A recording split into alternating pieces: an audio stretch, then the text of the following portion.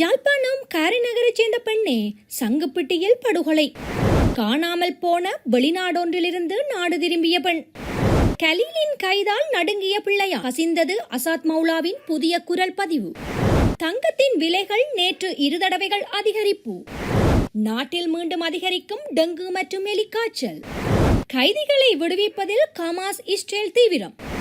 யாழ்ப்பாணம் காரைநகர் பகுதியைச் சேர்ந்த 36 வயதுடைய 2 குழந்தைகளின் தாயாரே சங்குப்பிட்டி பாலத்தின் அடியில் நேற்று படுகொலை செய்யப்பட்ட நிலையில் சடலமாக மீட்கப்பட்டுள்ளதாக தெரிய வந்துள்ளது. அவரது சடலம் இன்று யாழ்ப்பாணம் போதனா வைத்தியசாலையில் சட்ட மருத்துவ அதிகாரி பிரணவன் முன்னிலையில் உடற்கூராய்வுக்கு உட்படுத்தப்பட்ட நிலையில் அந்த பெண் படுகொலை செய்யப்பட்டமை தெரிய வந்துள்ளது. பெண்ணின் தலையில் குத்தப்பட்டு முகம் உள்ளிட்ட உடல் பகுதிகளில் எரியக்கூடிய திரவம் ஊற்றப்பட்டு எரிக்கப்பட்டு கடலில் வீசப்பட்டுள்ளமை தெரிய வந்துள்ளது. அவரது நுரையீரலில் நீர் புகுந்து மூச்சு திணறலால் உயிரிழந்தது உடற்கூராய்வில் தெரிய வந்துள்ளது. அவர் வீட்டை விட்டு புறப்படும் போது 10 பவுன் நகை அணிந்திருந்ததாகவும் சடலத்தில் நகைகள் காணப்படவில்லை எனவும் விசாரணையில் தெரிய வந்துள்ளமை குறிப்பிடத்தக்கது. அவர் வீட்டை விட்டு புறப்படும் போது தனது நண்பியுடன் வவுனியா செல்வதாக கணவரிடம் கூறியிருந்தார். எனினும் இதுவரை நடத்தப்பட்ட விசாரணையின்படி அந்த பெண் தனது கணவரிடம் கூறிய நபர்களுடன் சென்றதாக தெரியவில்லை. அந்த பெண் பாலியல் பலாத்காரத்துக்கு உள்ளானதாக செய்திகள் வெளியான போதும் உடற்கூராய்வில் அது உறுதிப்படுத்தப்படவில்லை. விரைவில் குற்றவாளிகள் கைது செய்யப்படுவார்கள் என பூநகரி காவல்துறையினர் தெரிவித்துள்ளமை குறிப்பிடத்தக்கது.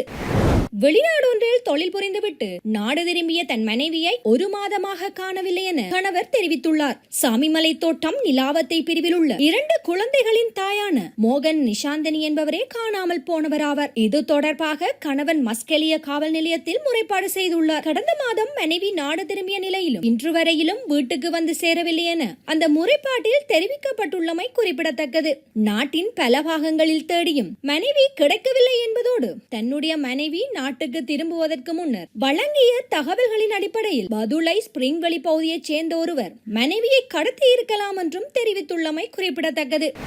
உயிர்த்த ஞாயிறு தாக்குதலின் முக்கிய ஆதாரமாக இருக்கும் அசாத் மௌலானா ஊடகவியலாளர் ஒருவருக்கு வழங்கிய பிரத்யேக குரல் பதிவு வெளியாகியுள்ளதாக தெரிவிக்கப்பட்டுள்ளது. முன்னாள் மட்டக்களப்பு நாடாளுமன்ற உறுப்பினர் ஜோசப் பரராஜசிங்கத்தின் கொலைக்கு முக்கிய காரணமாக இருந்தவர் புலனாய்வு அதிகாரியாக இருந்த கலீல் என்று அசாத் மௌலானா குறிப்பிடுகின்றார். இந்த கலீலின் கைதை அடுத்து பிள்ளையான் தன்னை சுதாகரித்துக் கொண்டு அடுத்த கட்ட நடவடிக்கையை முன்னெடுத்துள்ளதாகவும் குறிப்பிட்டுள்ளார். அது மட்டுமன்றி அசாத் மௌலானாவும் பிள்ளையானும் துபாயில் ரோவினுடைய முக்கிய அதிகாரிகளை சந்தித்ததாகவும் தெரிவித்துள்ளமை குறிப்பிடத்தக்கது.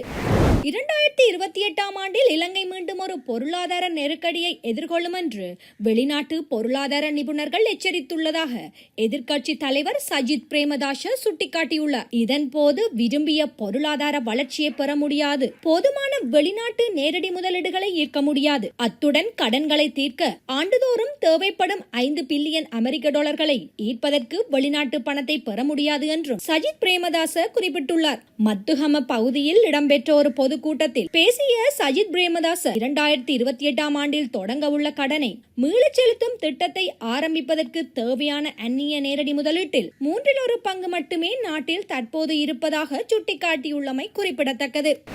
தங்கத்தின் விலைகளில் நேற்று மாத்திரம் 2 தடவைகள் மாற்றம் செய்யப்பட்டதாக கொழும்பு நகைக்கடை உரிமையாளர்கள் சங்கம் தெரிவித்துள்ளது. அந்த வகையில் நேற்று காலை 24 கரட் தங்கம் ஒரு பவுனின் விலை 3,40,000 ரூபாவாக விற்பனை செய்து வந்த நிலையில் பிற்பகலில் அது 5,000 ரூபாவால் அதிகரித்து 24 கரட் தங்கம் ஒரு பவுன் 3,45,000 ரூபாவாக விற்பனை செய்யப்பட்டதாகவும் அந்த சங்கம் தெரிவித்துள்ளது. இதன்படி 22 கரட் தங்கம் ஒரு பவுன் 3,19,000 ரூபாவாக விற்பனை செய்யப்பட்டதாக அந்த சங்கம் தெரிவித்தது. அந்த வகையில் 24 கரட் தங்கம் 1 கிராமின் விலை 43,125 ரூபாவாகவும் 22 கரட் தங்கம் 1 கிராமின் விலை 39,875 ரூபாவாகவும் விற்பனை செய்யப்பட்டதாகவும் அந்த சங்கம் தெரிவித்தது குறிப்பிடத்தக்கது. நாட்டில் தற்போது நிலவும் காலநிலை காரணமாக டெங்கு மற்றும் எலிக்காய்ச்சல் மீண்டும் வேகமாக பரவத் தொடங்கியுள்ளதாக தெரிவிக்கப்பட்டுள்ளது. இது குறித்து பொதுமக்களை அறிவுறுத்தியுள்ள சுகாதார பிரிவு அவதானமாக செயற்படுமாறும் கோரியுள்ளது. டெங்கு ஒழிப்பு திட்டத்தின் சமூக வைத்திய நிபுணர் டாக்டர் பிரசீலா சமரவீர இது பற்றி தெரிவித்துள்ளார். பொதுமக்கள் தங்கள் சுற்றுச்சூழல் மற்றும் சுகாதாரம் குறித்து மிகவும் கவனமாக இருப்பது அவசியம். 2 நாட்களுக்கு மேலாக காய்ச்சல் நீடித்தால் வைத்தியரை நாடுங்கள். விலங்குகளுக்கு தண்ணீர் வழங்க பயன்படுத்தப்படும் பாத்திரங்களில் உள்ள தண்ணீரை அகற்றி தினமும் புதிய தண்ணீரை பாத்திரங்களில் சேர்க்கவும். டெங்கு முட்டைகள் தேங்காதிருப்பதில் அதிக கவனம் செலுத்துங்கள். பாத்திரங்களின் மேற்பரப்பில் டெங்கு முட்டைகள் இருந்தால் டெங்கு நுளம்புகள் எளிதில் இனப்பெருக்கம் செய்ய முடியும். அண்மையில் நடத்தப்பட்ட சோதனைகளில் விலங்குகளுக்கு தண்ணீர் வழங்க பயன்படுத்தப்படும் பாத்திரங்கள் மற்றும் சுற்றுச்சூழலில் முறையற்ற முறையில் வைக்கப்படும் பாத்திரங்களிலே நுளம்புகளின் இனப்பெருக்கம் அதிகரித்துள்ளதாக அடையாளம் காணப்பட்டுள்ளன. டெங்கு கட்டுப்பாட்டு திட்டம் இந்த ஆண்டு இதுவரை 39,826 டெங்கு நோய் தொடர்பான வழக்குகளை பதிவு செய்துள்ளது குறிப்பிடத்தக்கது.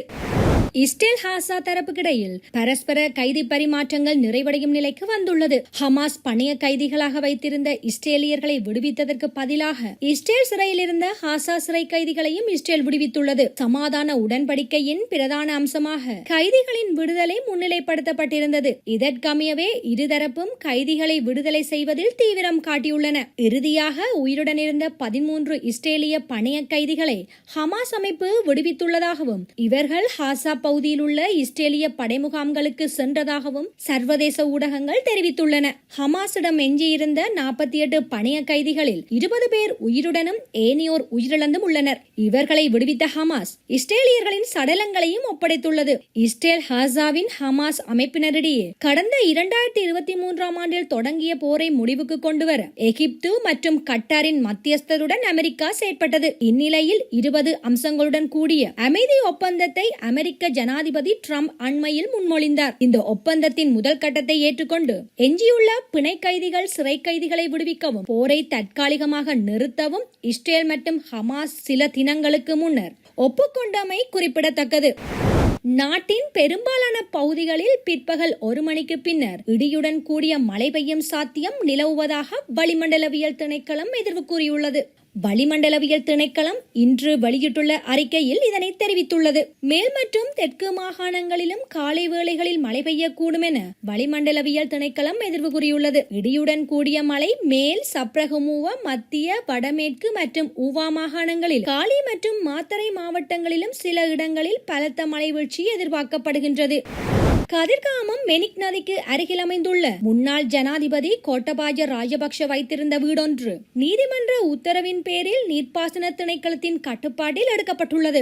இது தொடர்பாக தாக்கல் செய்யப்பட்ட வழக்கின் அடிப்படையில் குற்றப்புலனாய்வு திணைக்களம் அந்த சொத்தை அரசாங்க சொத்தாக கையகப்படுத்தியுள்ளதாக தகவல்கள் தெரிவிக்கின்றன. தொடர்புடைய நீதிமன்ற தீர்ப்பை தொடர்ந்து மொனராகலை மாவட்ட நீர்ப்பாசன பணிப்பாளர் அப்துல் ஜப்தார் சம்பவ இடத்துக்கு சென்று சம்பந்தப்பட்ட கட்டிடத்தை பொறுப்பேற்க நடவடிக்கை எடுத்துள்ளதாக தெரிய வந்துள்ளது. மெனிக் நதி வனப்பகுதியில் உள்ள நீர்ப்பாசன திணைக்களத்துக்கு சொந்தமான நிலத்தில் கட்டப்பட்ட கோட்டபாயவின் இந்த வீடு தொடர்பாக சிறிது காலமாக விசாரணைகள் நடத்தப்பட்டு வந்தது. இது தொடர்பாக கதிர்காமம் பிரதேச சபையின் முன்னாள் தவிசாளர் அசோக விக்ரமசிங்கவும் முன்னர் கைது செய்யப்பட்டிருந்ததாக கூறப்படுகிறது. முன்னாள் ஜனாதிபதி கோட்டபாய ராஜபக்ஷ, முன்னாள் ஜனாதிபதி மஹிந்த ராஜபக்ஷவின் மகன் ஜோசித ராஜபக்ஷ, பஸ்நாயக்க நிலைமை திஷான் குணசேகர மற்றும் பலர் ஆகியோரிடமிருந்து காவல்துறையினர் வாக்குமூலங்களை பதிவு செய்துள்ளனர். இதன்படி கதிர்காமம் பிரதேச சபையால் வழங்கப்பட்ட ஒப்புதல்களின் சட்டபூர்வ தன்மை கேள்விக்குறியாக இருந்த நிலையில் குறித்த வீடு பறிமுதல் செய்யப்பட்டுள்ளது.